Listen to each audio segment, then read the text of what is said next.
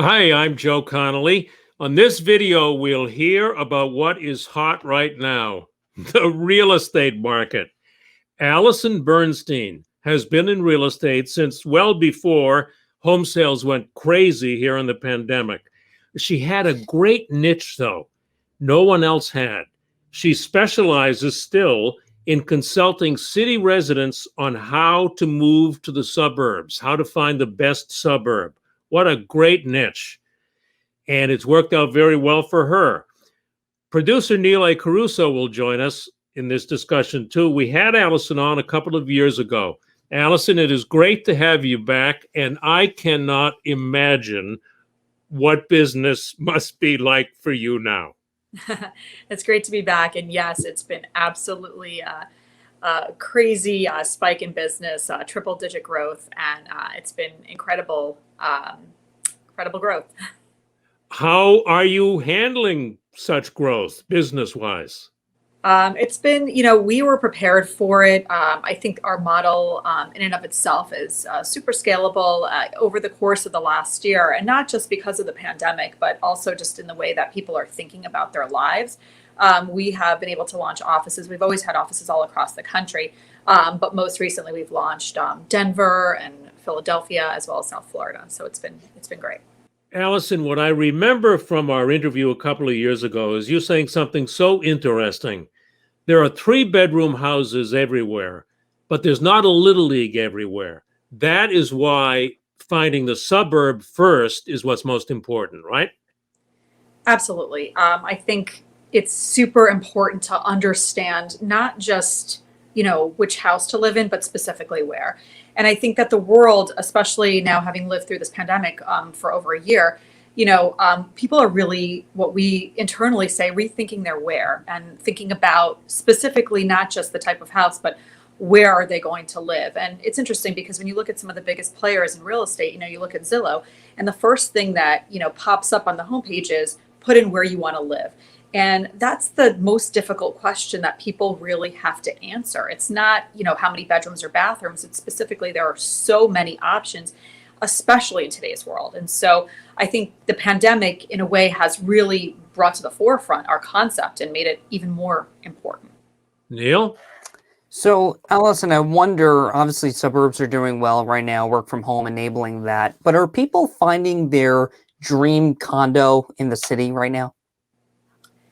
In the city, I mean, it's hard to say. Again, everybody has different, just ways in which they want to live, and there's no right or wrong answer. And so a lot of people say, well, it doesn't make sense to leave the city. And of course, the city, New York City in particular, has been very significantly affected by the pandemic. But what we've seen is sort of the standard things that we've always seen. It's the people that always thought that they were going to leave the city at some point, left, and the people that always thought that they were going to try to raise their families in the city and make it work, stayed. And so maybe they left temporarily, but I don't think it's changed anybody's viewpoint. And it's interesting because everybody says, well, there's been this mass exodus.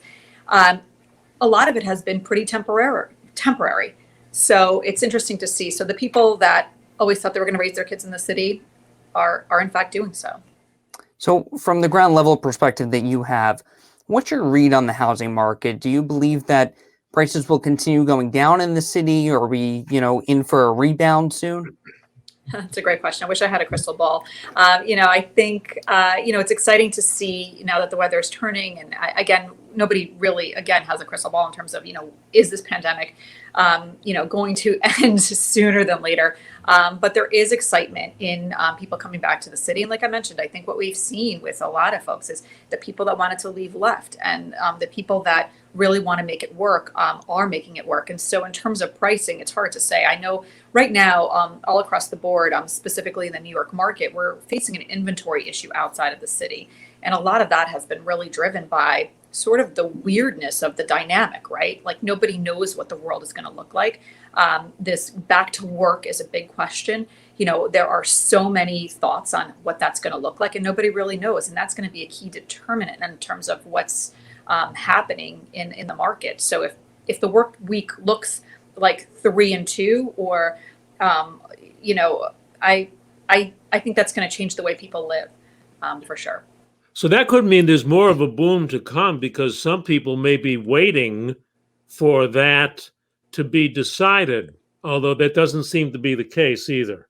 Well, what's interesting and what we've seen here is I think that there's a massive lack of inventory, and we're trying to figure out why is there a lack of inventory, and it's really because nobody's moving. So, typically you've had sort of the situation of, okay, so when you become an empty nester, you kind of say, well, my kids are grown and flown. I don't need the space. I'll put my home on the market and get something more manageable, smaller. Maybe I'll move.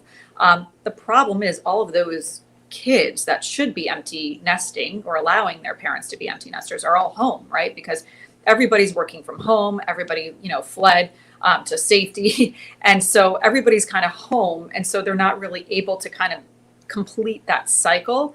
And so I think everybody's just in a holding pattern waiting to see, are people going to go back to work? Are they going to move back to these cities? What is the work week going to look like? And with that is, where are people really going to live? Are they going to move back to the city? Are they going to move further out? A lot of these things are to be determined, and everybody's kind of in a holding pattern.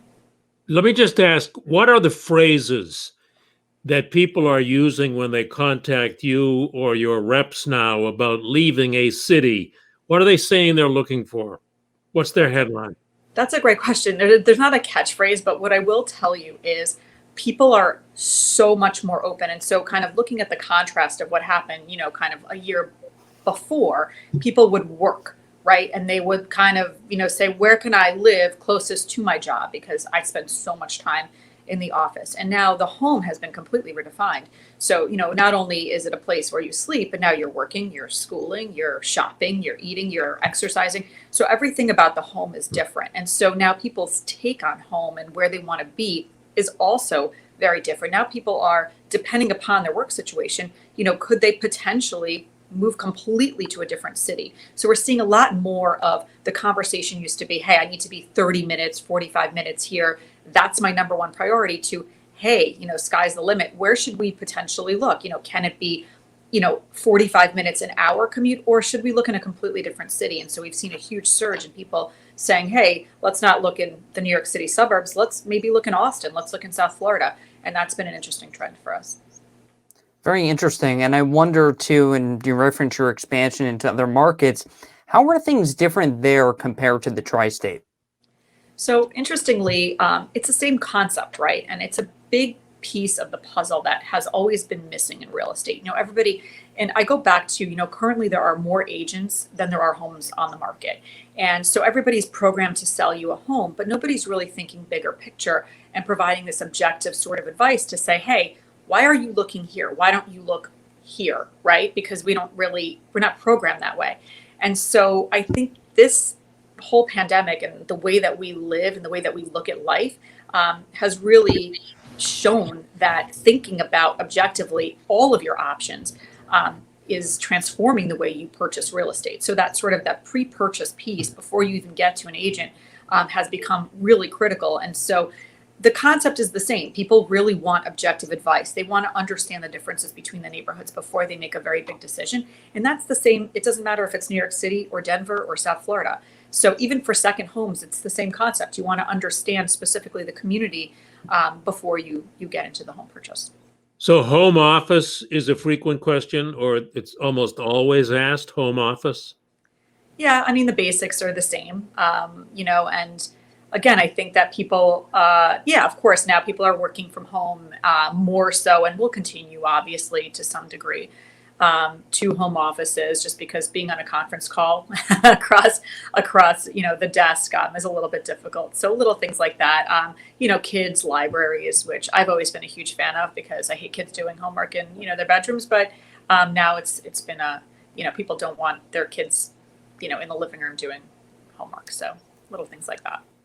Alison, what's the key to your success? Because obviously you've gone through tremendous growth, the housing market and uncertainties, I'm sure, are a factor, but it strikes me that you're a bit more of a lifestyle company and brand than others that you're competing with.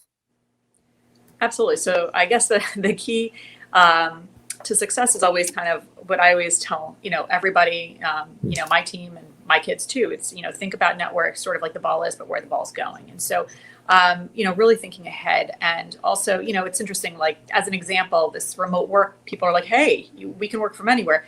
I've been preaching that forever. And it's been, it's something that has enabled us to attract incredible talent because of the flexibility. So little things like that, I think, are absolutely key. And also the other piece of it is never really having a written out business plan, because I always explain to people that, your business changes every day. And I think where some of these businesses really got stuck when the world changed so quickly, they kept going back to this plan. Well, this is my plan. And I said, don't have a plan, because every day is a different story. You have to be quick and nimble.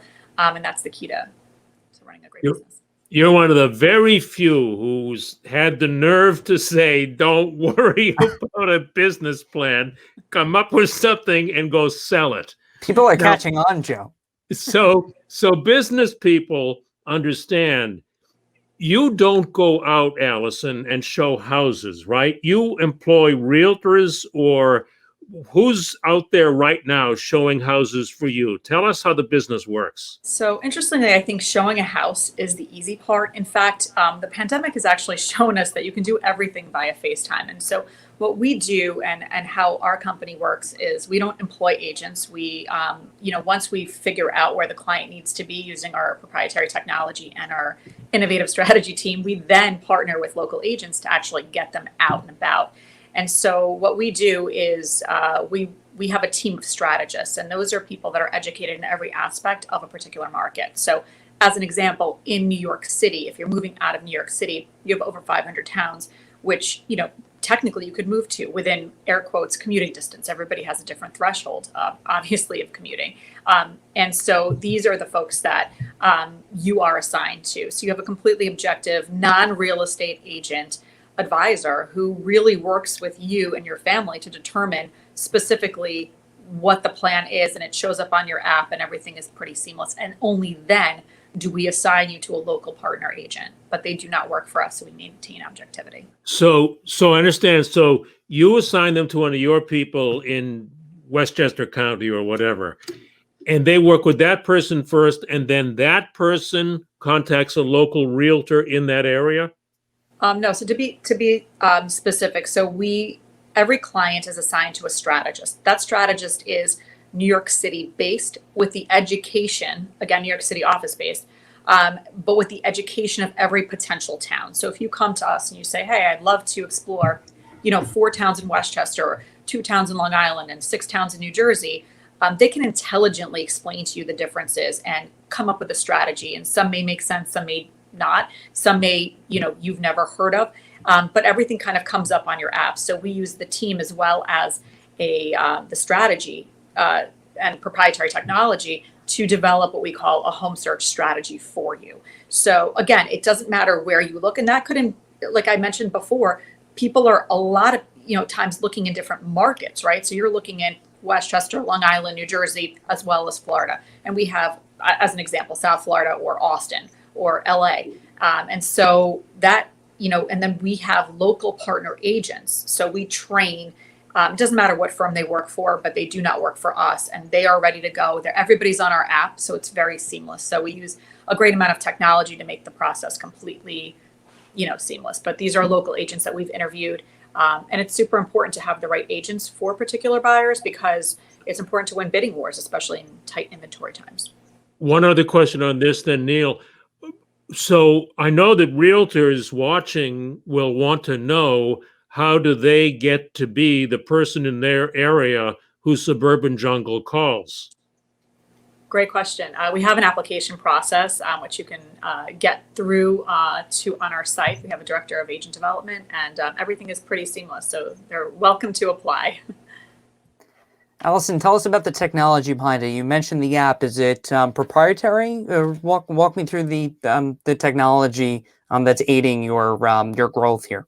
Great question. So we have developed this incredible technology, which basically takes into account a lot of the information that we receive from our clients. And we have 2 ways to kind of get started with our process. One, you can just have a strategy session with one of our like I mentioned, members of our strategy team, or you can do everything online. And so when you put in certain data, it will, basically within seconds come up with a plan. Everything is on your app, or if you don't want to use the app, you can use a dashboard.